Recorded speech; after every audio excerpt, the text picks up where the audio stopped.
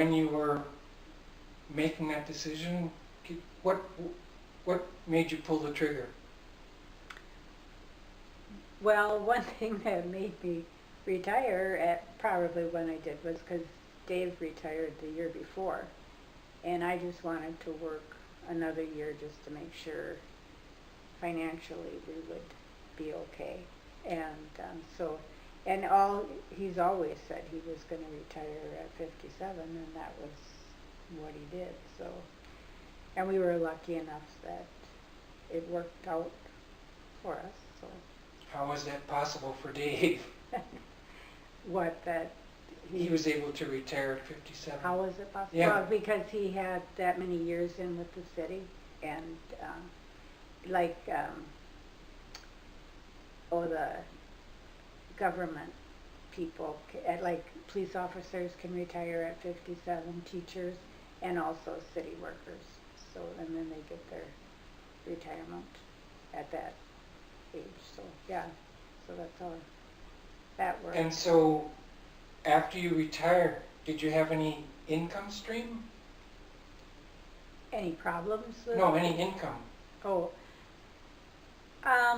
well, Dave worked a little bit, at a part-time job, and then I worked a little bit, it was like 3 months at the church, and I got paid a little bit for that, but not that it was going to affect our living, it was just maybe a little extra spending money. So then, did you have to wait to collect Social Security, or Yes. how long did you have to wait? Well, I didn't start collecting until I was 62, and then Dave started at 62 also, but when he signed up for Social Security, then his pension went down, so he was getting the same amount regardless. So, yeah, it was kind of nice once I got on Social Security, because otherwise I was just taking money out of an account each month for Living off your savings? yeah, so that was Kind of a that. bummer. Yeah, it was.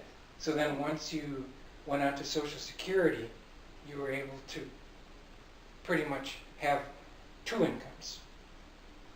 Yours and his? Yes.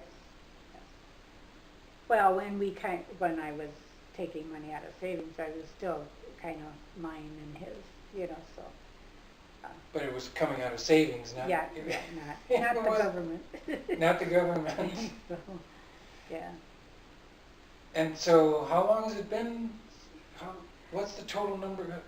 Well, for me, it's been 10 years, just 10 years, because I retired the end of May in 2007.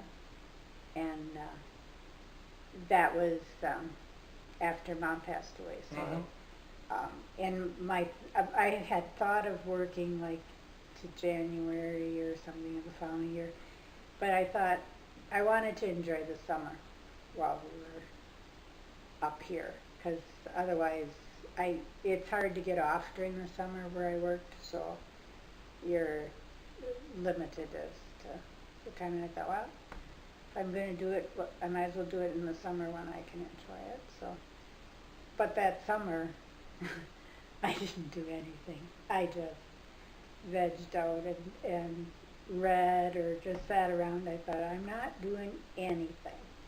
And that's kind of what I did until September, and then I got busy. So. Okay, so what did you get busy with? Oh my goodness!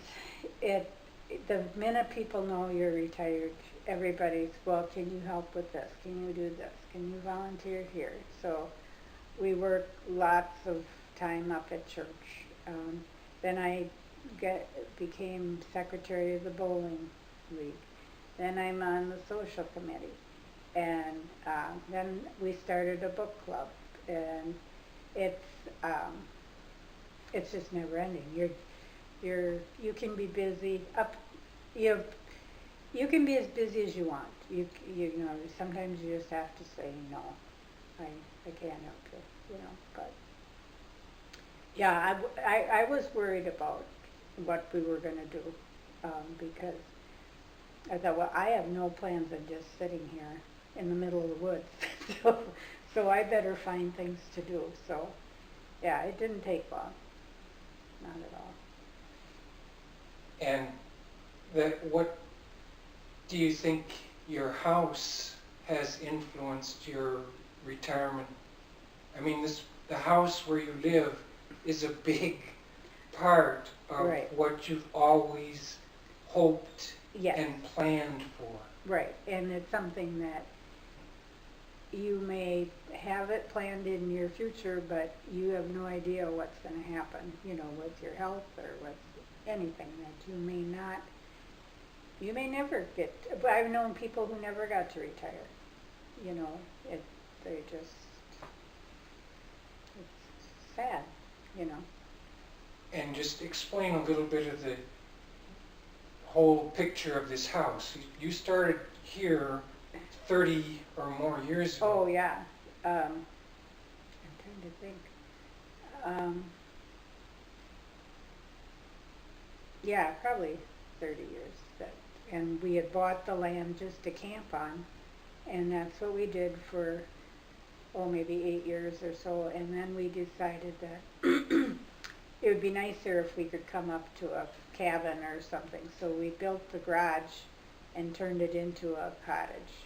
And then we did that for a few years, and then when we were ready to build, then we attached the house to the garage and turned the cabin back into a garage.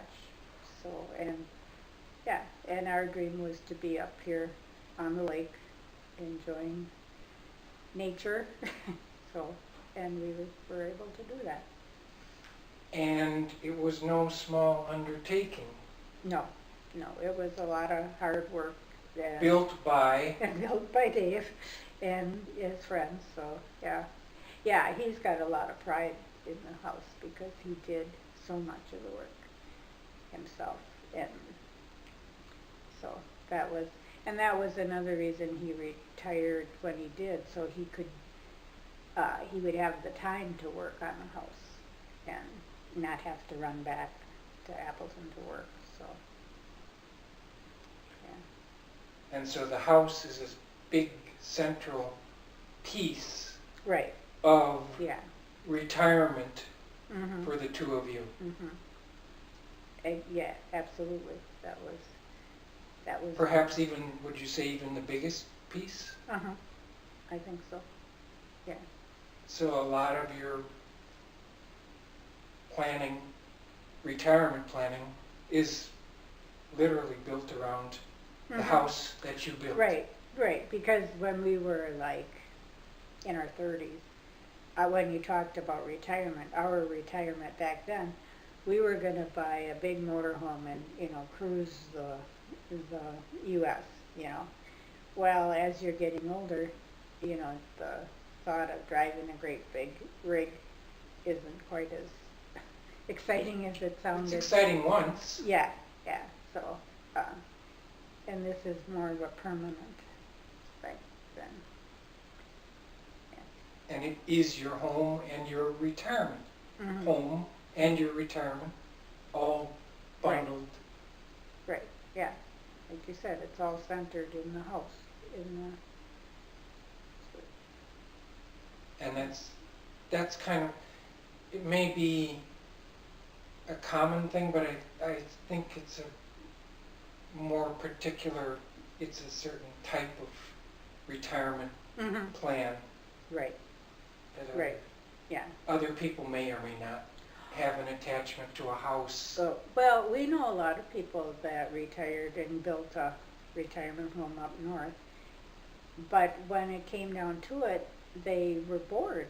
They didn't know what to do. You're so used to being so busy, and when they got there, they thought, well, after 6 months, they sold it and came back to town, but you have to give it a try, and you have to. There was no support net. Yeah. There was no support network to. Well, or maybe they just didn't try. You got to reach out and meet people too. And that was when we first moved up here. I was asked if we wanted to be on the bowling league, and I go, well, sure. And Dave's go, I'm not bowling. I don't want to bowl. And after you couldn't get him to stop bowling now. He loves it.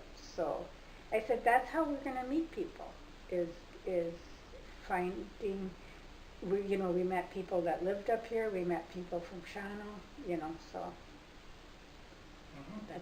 you have to get involved or you will be bored.